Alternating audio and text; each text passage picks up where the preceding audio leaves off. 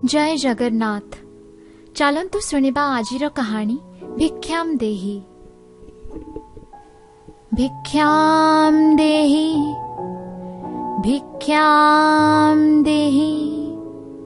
मध्याह्नर अंतिम प्रहर रे जेतेबेले जणे गृहिणी कानरे एही कंठस्वर शुणागला, घर बाहर प्रतीक्षा करिथिबा भिक्षुक पई से पात्र रे किछि चाउल भिक्षादान करिबा पई आसी पहुंचिले।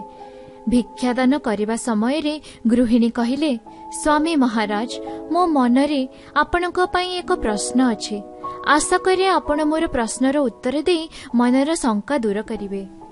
भिक्षुक प्रश्न जानिबा पई इच्छा करिबारु गृहिणी पचारिले, ए मानव समाज निज निज मध्यरे काहेकि झगड़ा करन्ते?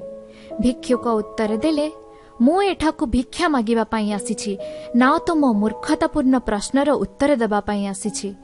एहा सुनी गृहिणी क्षुब्ध हेले ओ मने मने विचारिले, ए भिक्षुक केते असभ्य। से भिक्षा मागिबा लोक ओ मो दानकर्ता, तार साहस किपरि हेला मो सहित एपरि कथाबार्ता करिबा पई? पुनश्च गृहिणी क्रोधित होई कहिला, तुमे केते अहंकारी ओ कृतज्ञ। तुम पाखरे सभ्यता ओ मर्यादा नामक शब्दर कौणसी महत्व नाही। भिक्षुक होई तुमे जणे दानकर्ती सहित किपरि व्यवहार करिबाको हुए जाना नाही। बहुत समय पर्यंत गृहिणी जनक भिक्षुकଙ୍କୁ अनेक गाळीमंद कले।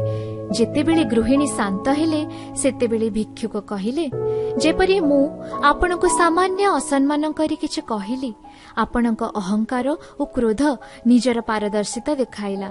वास्तव रे प्रत्येक कଳି झगड़ार मूलमंजी क्रोध ओ अहंकार।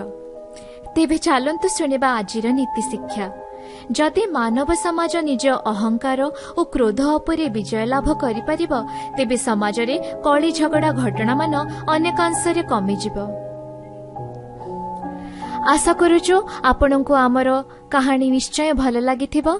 एही भली खूब सुंदर सुंदर कहानी आपण माने सुनिबाको पाइबे प्रति शनिवार संध्या 6 टारे केवल ओडिया मो भाषा पेज रे।